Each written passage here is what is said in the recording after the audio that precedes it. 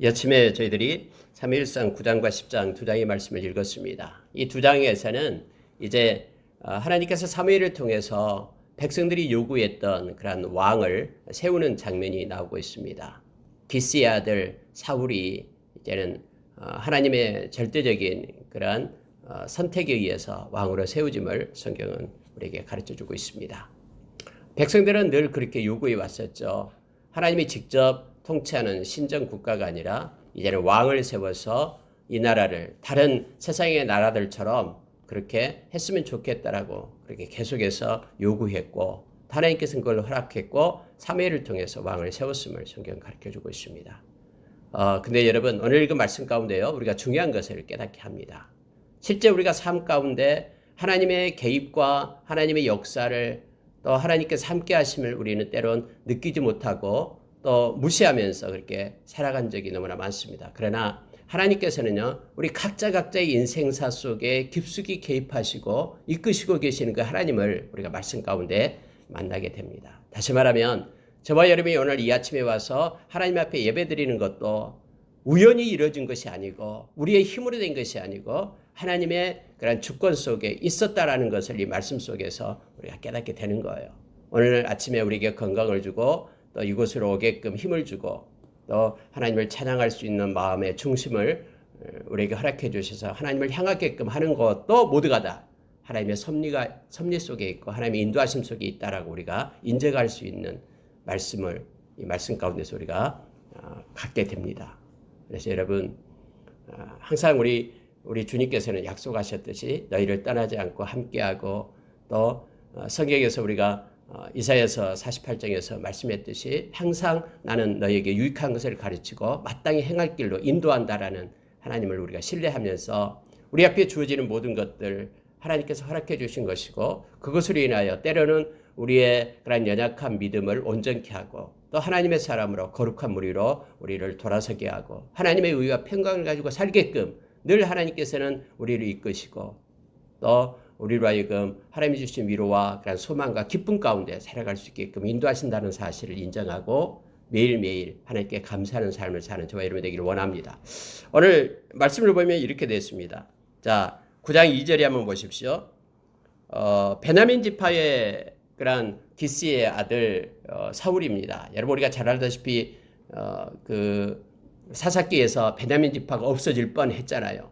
겨우 600명 남아 있었는데 그들로 인하여 이제 세월이 지나고 난 다음에 지파가 형성이 다시 된 거예요. 그러니까 얼마나 베냐민 지파가 연약한 지파입니까? 하나님께서는 그 연약한 지파 베냐민 속에서 이제는 첫 번째 왕이 나오게끔 전체 이스라엘 지파를 다스리는 왕이 나오게끔 하는 이러한 놀라운 것들을 보게 됩니다. 대부분 왕이 나온다 그러면 권력이 있기 때문에 큰 지파, 에브라임 지파니 유다 지파니 이 속에서 왕이 나오게끔 해야 되잖아요. 그런데 하나님께서는 베냐민 지파에서 왕이 나오게끔 그렇게 세우심을 성경 우리에게 말해주고 있죠. 그러니까 모든 역사의 흐름이 역사의 주권자이신 하나님에 의해서 이루어진다라는 거예요. 사람의 어떤 힘과 능력에 따라서 분리되는 것이 아니라 하나님의 뜻에 따라서 이루어집니다. 우리가 이사야서 55장 8절의 말씀처럼 그래서 하나님의 길과 사람의 길이 다르고 하나님의 생각과 사람의 생각이 다르다라는 것을 우리는 말씀을 통해서 늘 느끼게 됩니다. 여러분 한번 9장 2절에 보면 이렇게 되어 있어요. 기스에게 아들이 있으니 그 이름은 사울이요 준수한 소년이라. 이스라엘 자손 중에 그보다 더 준수한 자가 없고 키는 모든 백성보다 어깨 위만큼 더 컸더라 해서 특징을 지금 나타내고 있는 거예요. 실제적으로 여러분 우리가 이제 다음에 사울이 나오고 사울 왕이 나오고 그다음에 다윗 왕이 나와요. 근데요 어떤 면으로 보면은 우리는 이 사울처럼 하나님의 백성들이 사울과 같은 모습으로 사는 모습들이 많이 나옵니다. 육에 속한 자로서요. 다음에 이제 나올 때 그 말씀을 나누겠습니다만은 지금 외적인 모습으로 보면은 사울이 너무나 멋있어요. 키도 훨씬 크고요. 그리고 보니까 준수한 성격을 가진 거예요. 그래서 준수하다라는 표현을 참 착하고 참 준수하고 겸손하고 예의 바르고 이런 뜻이에요. 그래서 영어로 표현한다면 impressive로 써요. impressive. 아주 인상 깊고 그리고 어떤 마음이 너그럽고 이런 표현을 써서 나타냅니다. 준수한 소년, impressive young man 이렇게 NIV에서는 표시하고 있습니다. 굉장히 참 좋고 또 마땅히 외적인 모습으로 보면 왕이 될 만큼 왕의 그런 성품을 가지고 또 외적인 키도 크고 이런 상태에서 또 마음이 너무 또 이뻐가지고 아버지를 또 생각을 합니다. 예를 들어 지금 아버지가 장면이 나오고 있는데요. 암나귀를 잃어버렸어요. 서기에 보니까요. 그래서 너는 사원 한 명을 데리고 암나귀를 찾으라라고 얘기하니까 암나귀를 찾으러 다녀요. 근데 하루, 이틀, 3일 계속해서 그 근처 암나귀를 쫓고 다니는 거예요. 찾으러 다녀요. 그래서 3일째 되는 날 성경에 그렇게 말하고 있죠. 이제 우리가 돌아가자라고 사원한테 얘기하는 거예요. 왜냐하면 이 나귀는 고사하고 아버지께서 우리 때문에 너무나 상심하실까봐, 아버지가 너무나 우리 때문에 걱정하실까봐, 그래서 우리가 아버지께로 돌아가자라는 그런 아버지를 공경하는, 그리고 남을 배려하는 그런 마음, 성품을 가졌다라고 지금 성경은 말해주고 있는 거예요. 이게 바로 준수한 모습임을 얘기해주고 있습니다. 자, 5절에 한번 보시기 바랍니다. 그들이 숲땅에 이른 때에 사울이 함께 가던 사원에게 이르되 돌아가자. 내 아버지께서 암나귀 생각은 고사하고 우리를 위하여 걱정하실까 두려워하노라. 이렇게 이처럼 아버지를 먼저 생각하는 그러한 준수한 청년이었음을 성경은 말해주고 있습니다. 근데 여러분, 그때 돌아가자 했을 때 그냥 돌아갔으면은 이제 사무엘을 못 만났겠죠. 근데 이 사환이 그렇게 얘기합니다. 자, 6절 한번 보십시오. 그가 대답하되 보소서, 이 성읍에 하나님의 사람이 있는데 존경을 받을 사람이라. 그가 말한 것은 반드시 다 응하나니 그리로 가사이다. 그가 혹 우리가 갈 길을 가르쳐 줄까 하나이다. 하나님께서는요, 이 사환을 들어서 사용하시는 거예요. 지금 여러분, 사울은 그렇게 얘기하죠. 아버지가 걱정하니까 아버지께로 돌아가자. 우리 이제 그만 찾고. 그런데 사환이 아니요. 잠깐만요. 이곳에요. 하나님의 사람이 있어요. 그분께 가서 우리가 한번 물어봅시다. 그러면 그분이 우리가 어떻게 해야 될지 갈 길을 가르쳐 줄 거 아닙니까? 라고 얘기하는 거예요. 이거 누가 얘기한 거예요? 사울의 생각이 아니에요. 이것은 그 사환의 생각이에요. 이름도 없는 그 사환이 그렇게 얘기를 하는 거예요. 그랬더니 이제 사울이 그래도 그렇지 하나님 사람 만나러 가는데 우리가 빈손으로 어떻게 갈 수 있어? 그분은 존경받은 사람인데 선견자고 선지자인데 뭔가 예물이 있어야지 가지. 우리한테 아무것도 없잖아.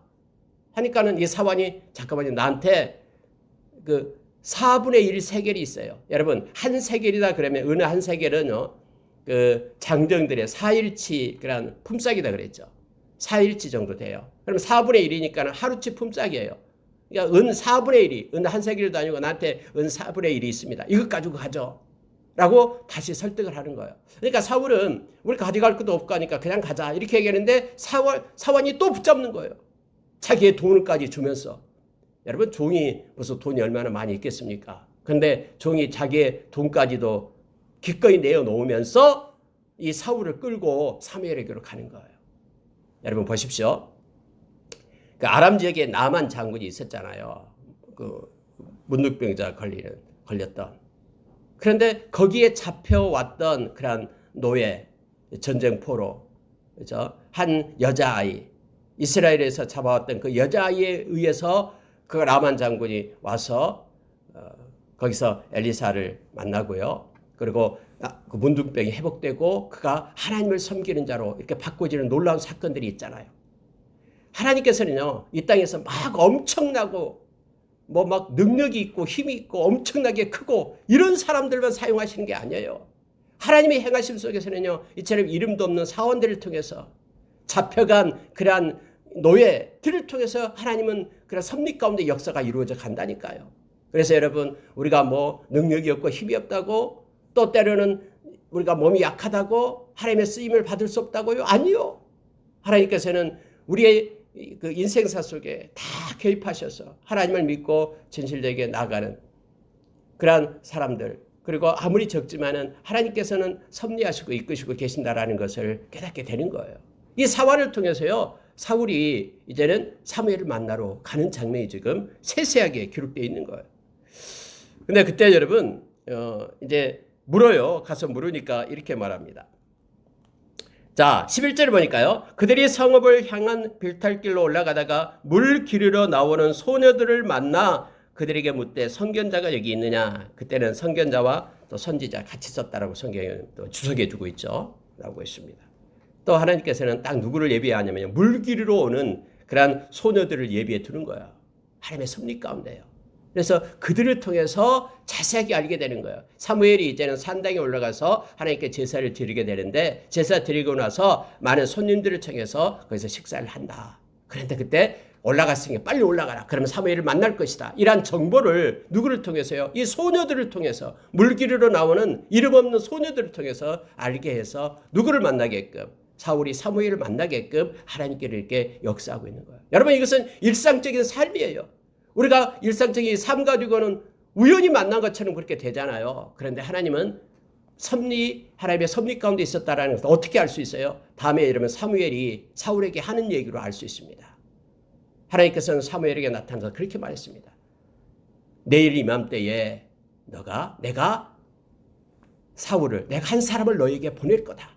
나는 그 사람에게 기름을 붓고 그 사람이 왕이 될 것이다 라고 하나님이 가르쳐준 거예요. 누가 보내겠다고요? 사울을 누가 보내겠다고요? 하나님이 보내겠다라고 지금 말씀하고 있잖아요. 사무엘에게.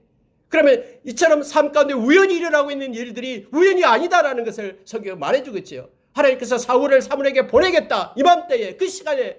그래서 이 사울의 마음을 움직이고요. 물길으로 오는 그 소녀를 갖다 때마침 보내서 이 모든 것들이 다 하나님의 작품임을 성경 우리로 하여금 깨닫게 하는 거예요. 그래서 여러분 우리가 때로는 일상 속에서 하나님의 은혜를 때로는 느끼지 못하고 하나님의 간섭을 느끼지 못하고 왜 나한테는 하나님께서 이럴까라고 우리는 깨닫지 못해서 그렇게 불평하고 원망하는 적도 있습니다. 그러나 그렇지 않습니다.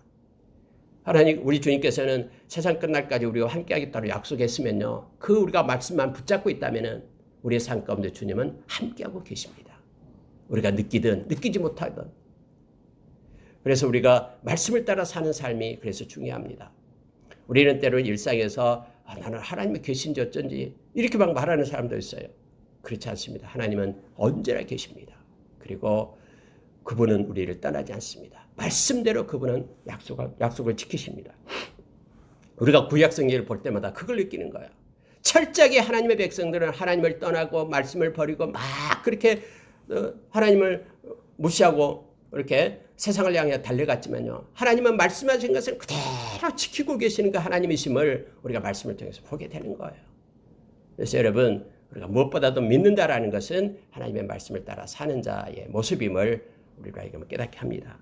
그래서 여러분 보십시오. 15절 보시기 바랍니다. 이렇게 해서 이제 올라가는 거예요.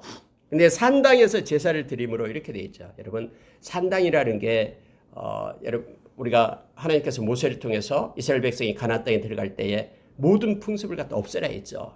근데 없애지 않는 게 있는데 이게 산당이에요. 그래서 여러분 이스라엘 역사를 계속 보면은요. 이 산당에서 하나님을 섬깁니다. 산당에서. 원래 산당이다라는 것은요. 실제적으로 산신당의 준말이에요. 신당의 준말입니다.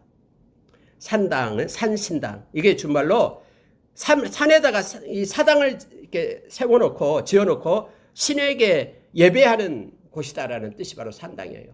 산에다가 산 높은 곳에 언덕 높은 곳에 그들은 그렇게 생각했거든요. 높은 곳에 올라가면은 신하고 가깝다. 해서 산에다가 산 높은 곳에 언덕 높은 곳에다가 신당을 차렸어요. 이게 바로 산신당 줄여서 산당이에요.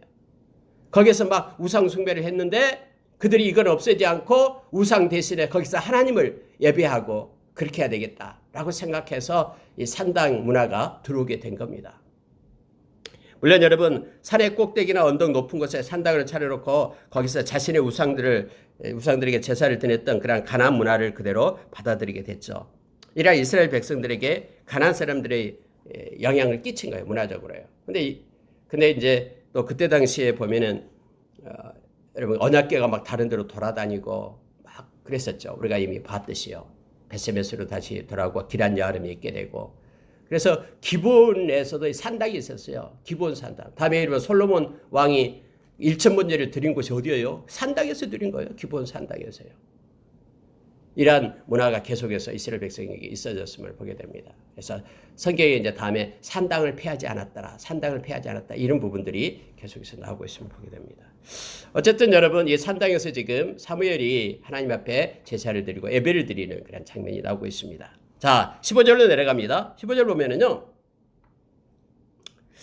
사울이 오기 전날에 여호와께서 사무엘에게 알게 하여 이르시되 내일 이맘때에 내가 하나님이십니다. 베냐민 땅에서 한 사람을 내게로 보내리니 베냐민 지파 중에서 한 사람을 보낸다라고 하나님께서 말씀하시는 거예요. 너는 그에게 기름을 부어 내 백성 이스라엘의 지도자로 삼으라.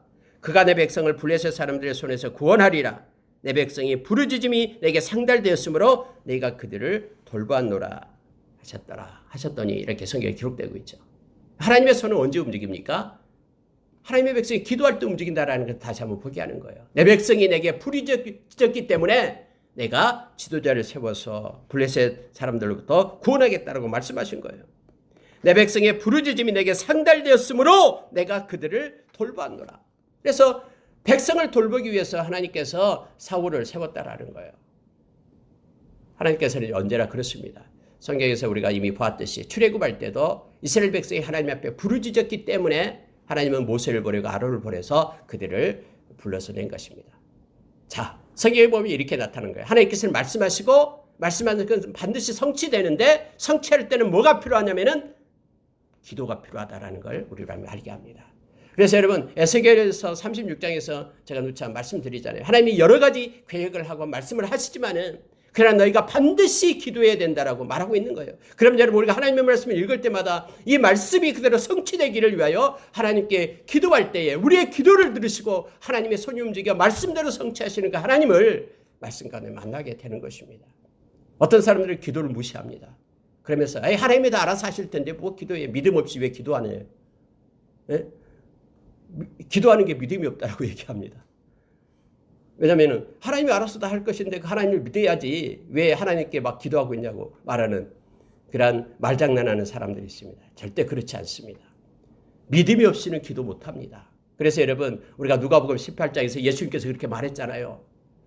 항상 기도해야 될 것을 우리에게 가르쳐 나가면서 그 가부와 불의한 재판장의 그 비유를 들어서 말씀했잖아요. 그리고 그 마지막 8절에서 그렇게 말하고 있잖아요. 1절부터 8절에 나온대요. 그러나 믿음을 보겠느냐 이렇게 말하는 거예요. 믿음이 있는 자가 끝까지 말씀이 성취될 것을 소망하면서 하나님 앞에 엎드려 기도하는 거예요. 믿음이 있는 자가 기도해야지만이 하나님께서 응답해 주시겠다고 약속하신 그 말씀을 붙잡고 있는 거예요. 그래서 기도하는 것입니다. 하나님은 말씀하시고 그 말씀이 성취될 때는 누군가의 기도를 사용해서 그 말씀을 성취하신다는 사실을 우리가 기억하기를 원합니다. 자, 17절 한번 보시기 바랍니다. 사무엘이 사울을 볼 때에 여호와께서 그에게 이르시되 보라 이는 내가 내게 말한 사람이니 이가 내 백성을 다스리리라. 사무엘은 영적인 사람이었기 때문에요. 하나님께서 사울을 딱 만날 때 사무엘에게 바로 이 사람이다 라고 마음에 하나님께서 주신 거예요. 마치 여러분 예수님께서 요단강가로 나와서 세례를 바르러 갈 때에 세례 요한의 마음에 하나님께서 마음을 주었잖아요. 그가 바로 메시아다. 그리스도다라는 마음. 그래서 그 증거까지도 보여줬잖아요. 이 성령이 비둘기처럼 그에게 내린 것을 보거든 바로 내가 말한 그 사람이다. 이처럼 하나님께서는요 이렇게 빈틈이 없습니다. 대충 넘어가지 않습니다. 또렷하고 명확하게 하나님께서는 말씀하셨어요. 그래서 사울이 만나니까 바로 그 사람이야 라고 말하는 거죠. 여러분 우리가 다음에 사무엘이 이제 그 다윗에게 기름 부은 장면이 나오잖아요. 그때도 역시 다윗이 없었는데도 아니다라고 얘기하면서 너는 외모를 보지만 나는 중심을 본다 하면서 양치고 있는 다윗을 갖다 데려오라라고 얘기하잖아요. 그리고 기름을 붓잖아요. 하나님은 실수하지 않습니다. 하나님은 대충 넘어간 법이 없어요. 그래서 여러분 하나님께서는요 우리에게 행하시는 모든 것들은요 정확합니다. 하나님의 때는 정확하고요. 하나님은 후회하지 않고요. 하나님은 정확하기 때문에 그 하나님을 우리가 믿고 의지하면서 기다리는 거예요. 하나님의 때를 기다리는 것은 그래서 행복한 것임을 우리에게 말합니다. 우리는 막 조급해가지고 점점 하나님이 왜 아직도 안 됩니까? 왜 아직도 안 됩니까? 라고 얘기하지만은 미리 되는 것이 오히려 우리에게 더 화가 되는 것임을 우리는 알아야 됩니다. 하나님의 때는 정확하고 실수가 없고 그렇기 때문에 좋으신 하나님, 정확하신 하나님, 그 하나님을 우리가 믿고 의지하면서 하나님의 때를 기다리는 자로 우리가 서기를 원합니다. 이게 믿음임을 우리로 알게 합니다. 여러분이 이제 20절에 보니까요 이렇게 말합니다. 사흘 전에 이른 내 암나기들을 염려하지 말라 찾았느니라. 이스라엘이 사모하는 자가 누구냐? 너와 내 아버지의 온 집이 아니냐라고 하면서 이제는 사무엘이 사울에게 말하는 거예요. 다 알고 있다라는 거예요. 너 마음, 너 상태, 내가 지금 낙이 찾아서 왔다는 거 다 알고 있어요. 선지자이기 때문에. 그러면서 이미 찾았다. 걱정하지 마라. 아버지에 대한 걱정도 하지 말라라고 말하면서 이제 산당에 들어가서 하나님께 이제 제사를 드리고 음식을 먹게 됩니다. 나눠 먹게 되는데 성경에 보니까요, 상석에 앉게 했다. 가장 좋은 자리에 처음 본 사람을 가장 상석에 앉게 되고, 왜냐하면 하나님께서 마음을 주었기 때문에요. 여러분, 이게 중요합니다. 우리는 겉모습 보고 사람을 판단하고 또 사람의 어떤 모습을 보고 이렇게 나타내지만은, 우리가 하나님의 백성은 언제나 마음 가운데 하나님이 계셔야 되고요, 하나님의 말씀을 따라 그들을 존중하며 나가야 됩니다. 아무리 세상에서 가난하고 낮은 자라도요, 어린아이라고 해도요, 그의 생명이 너무나 소중해서 예수님께서 십자가에 자기의 생명을 주고 그를 샀잖아요. 그래서 우리는 그를 존중하고 높여야 됨을 알게 됩니다. 하나님께서 처음 본 이제 사람이지만은 다른 손님들 막 그 주변에 막 그 유력자들이 있었을 거 아니에요. 초청을 받은 사람들. 그 중에서 가장 상석에 이 사울을 앉히는 거예요. 그리고 가장 좋은 음식을 줍니다. 요리사를 불러가지고 내가 남겨두라 했던 그거 가지고 와라. 이것은 가장 맛있는 부분, 가장 좋은 음식을 얘기합니다. 넙떡짜리 부분, 그걸 가지고 와서 딱 상석에 앉아있는 사울한테 주는 거예요. 왜 그럴까요? 하나님 때문에 그렇잖아요. 하나님이 사무엘에게 그렇게 말했기 때문에, 하나님이 그렇게 가르쳐줬기 때문에, 그 하나님 때문에 지금 처음 본 사울을 사무엘은 지금 존중하고 있는 것을 보게 됩니다. 그리고 하룻밤 자게 되고 이제 새벽에 일찍 일어나요. 그리고 사환을 먼저 보내게 하고 가만히 있어라. 내가 하나님께서 내게 주신 말을 너에게 하겠다 해서 기름을 붓습니다. 기름을 부어서 거기서 왕으로 삼죠. 그때 당시 기름을 부은 사람은 세 명이죠. 왕, 하나님의 그런 일을 하는 사람에게 기름을 부었어요. 그리고 선지자, 그리고 제사장, 그들에게만 기름을 부은 자가 됨을 압니다. 여러분, 원래 그리스도다라는 표현이 기름을 부은 자라는 뜻이죠. 그래서 예수 그리스도는요, 이 세 가지가 다 있어요. 왕이시며 대제사장 되시며 하나님의 말씀을 전하는 선지자 되시는 이 세 가지 것이 다 예수님께 있었음을 우리는 너무나 잘 압니다.